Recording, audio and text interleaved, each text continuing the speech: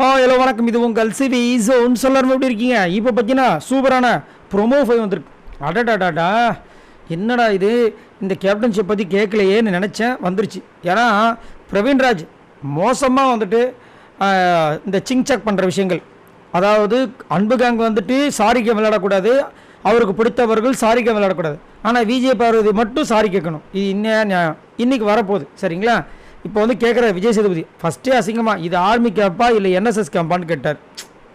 Army கேம்ப்னா எப்படி இருக்கும், NSS கேம்பில் ஒழுக்க சொல்லி தருவாங்க, இப்படி இருக்கணும் மாணவர்களுக்கு, அந்த மாதிரி தான் நீங்கள் பண்ண மாதிரி இருந்துச்சுன்ற மாதிரி கலாய்க்கிறாரு. அதுக்கப்புறம் வினோத் வந்து சரி ஒரு ஆர்மி கேம்புன்னு சொன்னதான் எங்கள் கையில் ஒரு 7 துப்பாக்கியும் ஆப்போசிட்டுக்கு பிக் பாஸ் டீமுக்கு ஒரு 8 கண்ணையும் கொடுத்து சண்டை போட சொல்லலாம்னு நினச்சேன் சார், ஆனால் அந்த மாதிரி ஒன்றுமே இல்லை அப்படின்போது விஜய் சேதுபதி வந்துட்டு துப்பாக்கியே யார் கையிலையும் அவர் கொடுக்கல அதானே அப்படின்றாரு.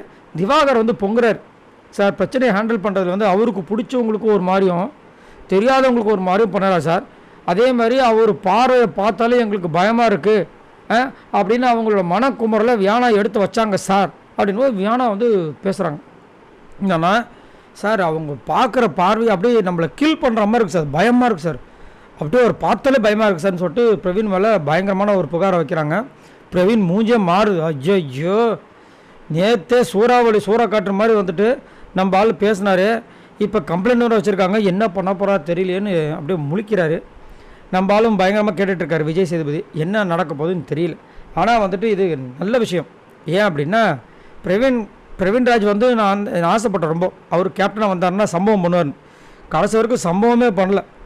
அந்த சம்பவத்தெல்லாம் பார்த்து கண்ணீர் தான் நம்மளுக்கு வந்துச்சு. ஏன்னா ரொம்ப முக்கியம் பண்ணிட்டார்.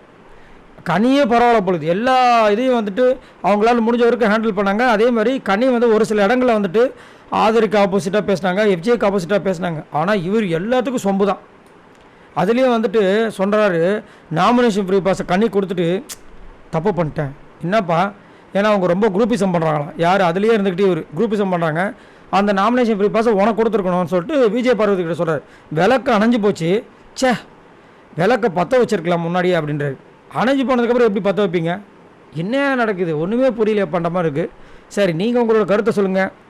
கேப்டன் பிரவீன்ராஜ் எப்படி பண்ணார்னு நினைக்கிறீங்க? கேப்டன் நல்லா இருந்துச்சா, ரொம்ப மட்டமாக இருந்துச்சா? மறக்காமல் கமெண்ட்ஸ் பண்ணுங்கள். பாய் நண்பர்கள்.